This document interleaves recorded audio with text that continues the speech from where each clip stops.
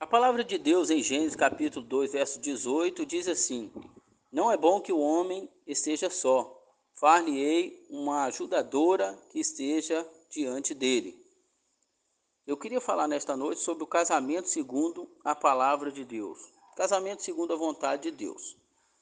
Em Gênesis, no capítulo 2, a partir do verso 18 até o 25, a gente vai ver aqui o relato do primeiro casamento que foi feito pelo Senhor Deus.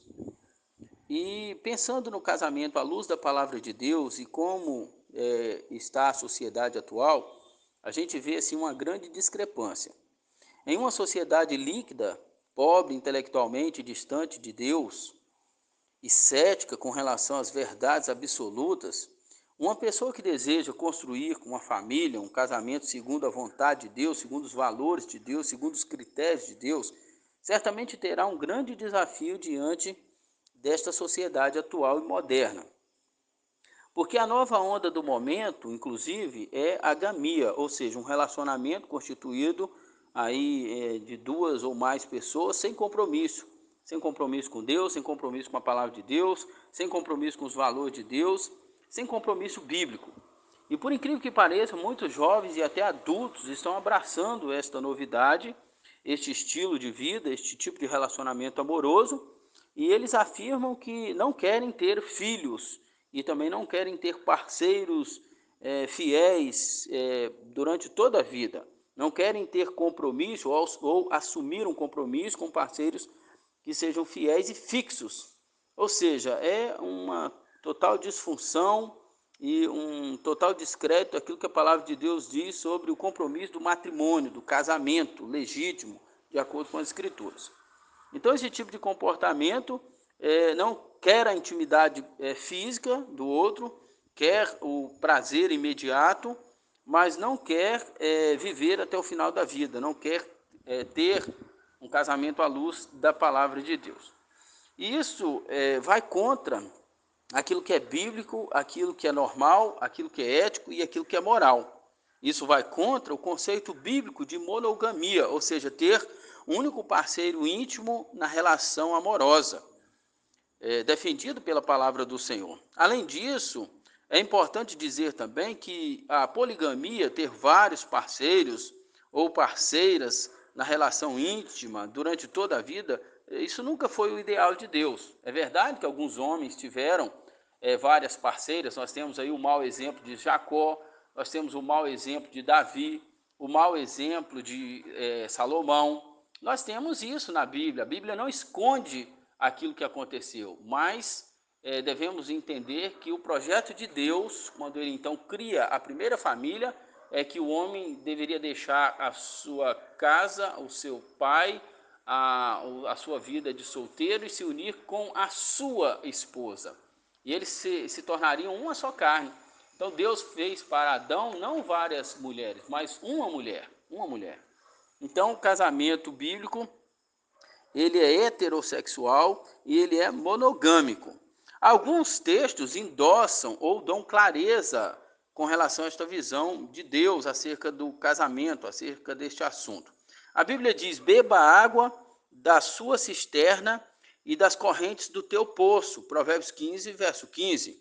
Seja bendito o teu manancial e alegra-te com a mulher da tua mocidade. Provérbios 5, verso 18. Êxodo capítulo 20, 14, está escrito assim: não adulterarás. Em Mateus capítulo 5, verso 28, Jesus diz que só de uma pessoa olhar para uma mulher, para outra pessoa, com desejo no coração de se relacionar com ela, ele já cometeu adultério, ele já pecou contra Deus, através do seu olhar. Ainda em Provérbios 5, verso 15, diz assim: beba água da tua própria fonte, que o casamento seja respeitado, Deus julgará os imorais e adúlteros. Hebreus 13, verso 4. Cada homem tem a sua esposa e cada mulher o seu marido. 1 Coríntios 7, verso 2. O que Deus uniu, ninguém separe. Mateus 19, 6. O próprio Jesus falando. O homem deixará pai e mãe e se unirá à sua mulher e eles se tornarão uma só carne. Gênesis capítulo 2, verso 24. O Senhor Deus falando aqui a respeito da primeira família. Então nós podemos afirmar que o casamento de Adão e Eva foi segundo a vontade de Deus, com certeza. Deus, como um pai terreno, entregou sua filha ao marido. Deus, como um pai terreno, entregou Eva, a primeira mulher, ao seu esposo Adão. Foi o Senhor quem decidiu fazer uma esposa para Adão. Isso significa que o casamento é obra de Deus. O Eterno viu que Adão estava só e fez uma companheira para estar com ele para sempre, para conversar com ele, para completá-lo, para ajudá-lo nas suas atividades. Então, diante do Senhor, eles firmaram uma aliança de amor, de fidelidade, compromisso social, psicológico e também espiritual. Através do casamento de Adão e Eva, nós podemos compreender algumas lições ou aplicar algumas verdades em nossas vidas e também na nossa relação. E eu creio que a palavra de Deus, ela tem ensinamentos para todas as pessoas. O jovem, o solteiro, o casado, a mulher que tem filhos e cria seus filhos com dificuldade sozinha. Então, a palavra de Deus tem sim uma resposta para a nossa sociedade moderna, e ela também mostra como deve ser a nossa maneira de viver.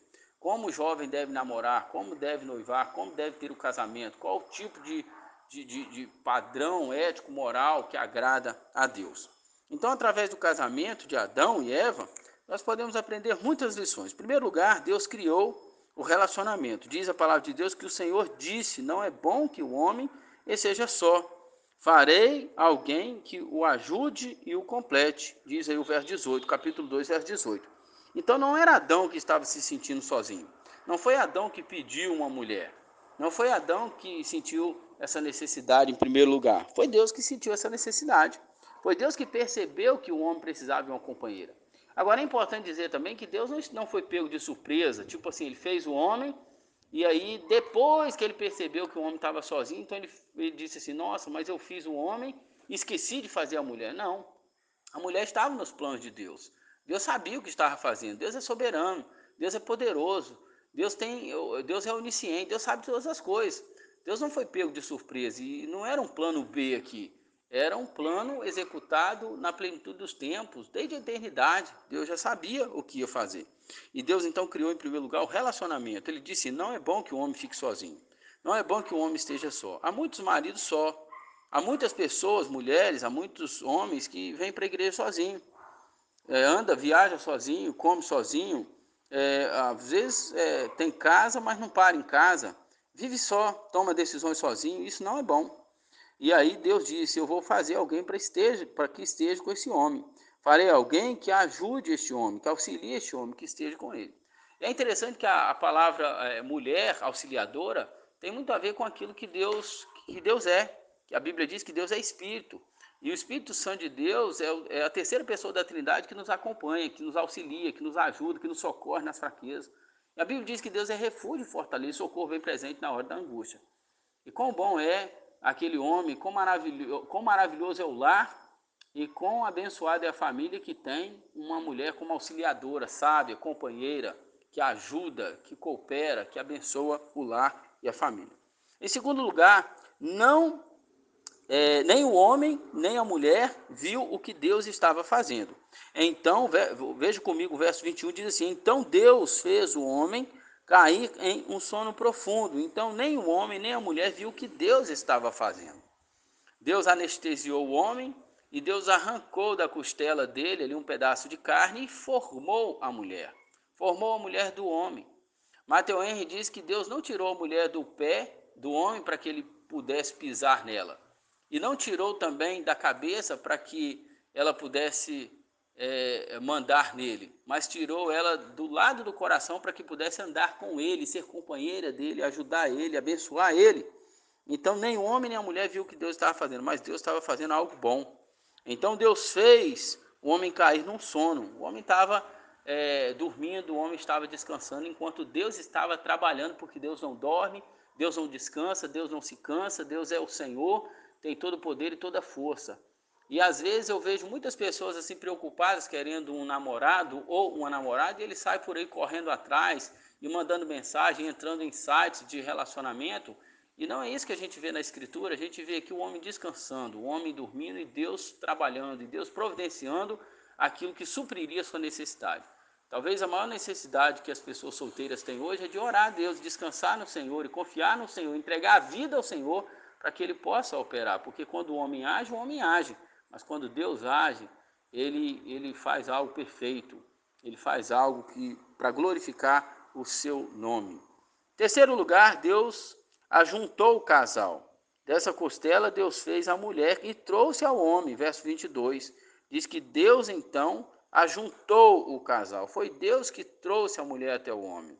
Deus que preparou todo o cenário, todo o casamento, aquele momento maravilhoso que o homem gostou muito, ficou satisfeito e se sentiu completo. Então, Deus preparou todo o momento ali. Deus ajuntou o casal. E a Bíblia diz que aquilo que Deus ajuntou não separe o homem.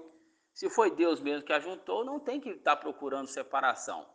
Agora o problema é saber se foi Deus mesmo que ajuntou esse casal, porque às vezes a gente vê assim alguns relacionamentos que não tem nada a ver, parece água e óleo. São casais esquisitos, são casais distantes um do outro, são casais que não comungam da mesma fé, não servem o mesmo Deus, não seguem o mesmo padrão, o mesmo caminho. E aí são duas mentes morando no mesmo lugar e com muitas visões distorcidas, inclusive acerca da pessoa de Deus. Então, quando você tiver de namorar, preste bastante atenção. Essa pessoa serve a Deus? Essa pessoa anda com Deus? Essa pessoa é uma pessoa de oração? Essa pessoa lê a Bíblia? Essa pessoa respeita o pai e a mãe? Essa pessoa respeita o pastor, a igreja, os líderes da igreja? Essa pessoa tem um bom comportamento no trabalho? Essa pessoa realmente foi transformada em nova criatura? Então preste bastante atenção, foi Deus que ajuntou o casal. Eles não saíram por aí procurando nas esquinas, no Facebook, na internet, no Instagram, não. Deus fez aquela mulher e trouxe ao homem. Dessa costela, Deus fez a mulher e trouxe ao homem, verso de número 22. Em quarto lugar, Deus ordenou exclusividade. Deixa o homem, pai e mãe, verso 24. Deus então ordenou aqui exclusividade, ou seja, o homem seria da mulher e a mulher seria do homem. E o homem deveria deixar, em primeiro lugar, a casa dos seus pais, para se unir com a sua esposa. Então, observe que isso é muito importante. Tem gente que nunca vai viver bem no casamento porque nunca deixou a casa dos pais, nunca deixou a companhia dos pais, nunca deixou de ouvir os conselhos dos pais. E agora, quando você é casado ou casado, você precisa entender o seguinte: agora você formou uma nova família. Você deixou a casa dos seus pais. E foi Deus que ordenou isso aqui agora. Deus entregou Eva ao Adão, né? E Adão então ia pastorear o coração de Eva.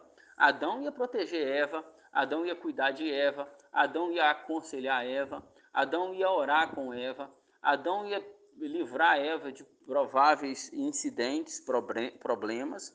Então ele tinha que proteger aquela mulher. Ele ia deixar a casa do pai, ele ia deixar a companhia da mãe e ia se unir com a sua mulher. É claro que aqui Adão não tinha assim, não teve um pai terreno como nós temos. Eu estou falando isso aqui mostrando que nós somos parecidos com Adão. Adão é o nosso pai, em certo sentido, é o pai da criação. Então hoje os filhos de Adão devem deixar a casa dos seus pais e se unir com a sua mulher, claro, aqueles que têm o dom, porque tem gente que nunca teve o dom para casar. Gosta de ficar na casa do pai, gosta de ficar na casa da mãe, tem todo o conforto e não tem nenhum desejo de ter um casamento e uma família. Então, nesse caso, você vai fazer muito bem para você e para outra pessoa ficando solteiro, porque solteirice também é um tema bíblico. Às vezes a pessoa não tem condição nenhuma de ter uma família, então o melhor nesse caso é ficar solteiro mesmo. Mas se você quiser casar, então você tem que deixar a casa do seu pai e da sua mãe. Ou seja, construa a sua casa, ou pelo menos supra as suas necessidades pessoais. Você já consegue se manter, já consegue pagar a prestação de um cartão de crédito, ou de uma motocicleta, um carro, uma casa. Então, deixe a casa do seu pai, mas em primeiro lugar se mantenha. Em primeiro lugar, tenha condições de pelo menos se manter. Aí depois você vai poder construir a sua família. Seja alguém organizado com suas finanças. Cuidado com o que você compra e saiba também que você, deixando a casa do seu pai e da sua mãe, você agora vai ter uma companheira para estar com você para sempre, né? Você vai viajar muitas vezes, ela vai estar com você, você vai dormir na mesma cama todos os dias. Se você ficar chateado, você vai ter que ficar ali, você não vai poder juntar suas roupas e ir para outro lugar. Você vai deixar a casa do seu pai, não voltar para a casa do seu pai. Há muitas situações assim em nossos dias. A pessoa casa, e aí o pai disse assim, não, mas aqui tem o quarto da minha filha, do meu filho, se der algum problema lá, tá, o quarto está todo arrumadinho aqui, ele ou ela pode voltar para cá, porque o lugar dele está aqui. Não, está errado, está errado. Deixou a casa do pai, agora vai viver com a sua mulher, vai viver lá na sua casa, vai passear na casa dos seus pais, sim, você não vai abandonar seu pai nem sua mãe, você não deve abandonar seu pai e sua mãe, mas você deve ter consciência de que agora você tem uma esposa, agora você tem um marido, agora você tem uma casa, agora você tem uma nova responsabilidade diante de Deus. Então Deus ordenou exclusividade. Agora você, João, é de Maria e Maria é de João. Quinto lugar, Deus ordenou fidelidade. Se una a sua mulher. Verso 24. Deus ordenou aqui a fidelidade. Você vai se unir com a sua mulher, você vai se relacionar sexualmente com a sua mulher, você vai beijar a sua mulher, você vai dormir com a sua mulher, você vai andar com a sua mulher, você vai abençoar a vida da sua mulher. Não das mulheres. Você tem que ter aqui respeito, você tem que ser fiel, você tem que estar comprometido com o juramento que fez. Eclesiastes capítulo 5 diz assim, procure cumprir o juramento que você fez diante do Senhor. Os votos que você fez ali, não se descuide, não se esqueça, você fez um compromisso com o Senhor. Então Deus ordenou aqui a fidelidade. Uma pessoa que trai Deus tem muito mais possibilidade de trair o seu cônjuge. O que eu estou querendo dizer? Quando uma pessoa, por exemplo, que é serva de Jesus Cristo, fica aí se relacionando com pessoas que são do mundo, ela provavelmente está traindo a confiança do seu Deus. Sim, porque Jesus disse o quê? O que Jesus é nosso, melhor dizendo? Jesus é o nosso esposo. Diz a Bíblia que nós, a igreja, nós somos a noiva de Cristo. E toda a Bíblia fala de casamento.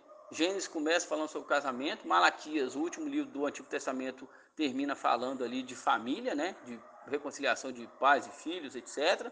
Jesus faz o primeiro milagre numa festa de casamento em João capítulo 2, e o último livro do Novo Testamento, o Apocalipse, fala de casamento. O Apocalipse 22 fala que o Cordeiro virá para buscar a sua noiva. Ora, vem Senhor Jesus, Maranata, vem Jesus. Então, a Bíblia toda fala sobre família, sobre casamento, sobre relacionamento, e o primeiro relacionamento, e o relacionamento mais importante que nós devemos cultivar é o nosso relacionamento com Jesus. Com Jesus. Por que não é correto um crente ficar namorando com uma pessoa que não é crente? Porque eles não têm as mesmas coisas em comum. Não tem. Não serve o mesmo Deus, não tem a mesma fé, não frequenta a mesma igreja muitas vezes. Ah, se a pessoa for crente, mas frequentar outra igreja, não tem problema você namorar.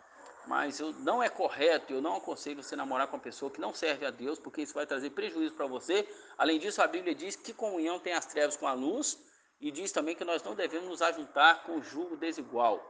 Fazer aliança com pessoas que não servem ao Senhor, isso é traição ao nome do Senhor. Então se una a sua mulher, tenha consciência então de que você precisa ser fiel a essa mulher que Deus te deu. Adão tinha que ter esse compromisso com Eva, é tanto que ele não teve outras mulheres. Ele teve problema no seu casamento, ele teve problema com o filho, ele teve problema com o pecado, mas ele não se separou da sua mulher e não arrumou outro casamento. Agora, Deus ordenou, em sexto lugar, Deus ordenou a intimidade, tornando-se uma só carne.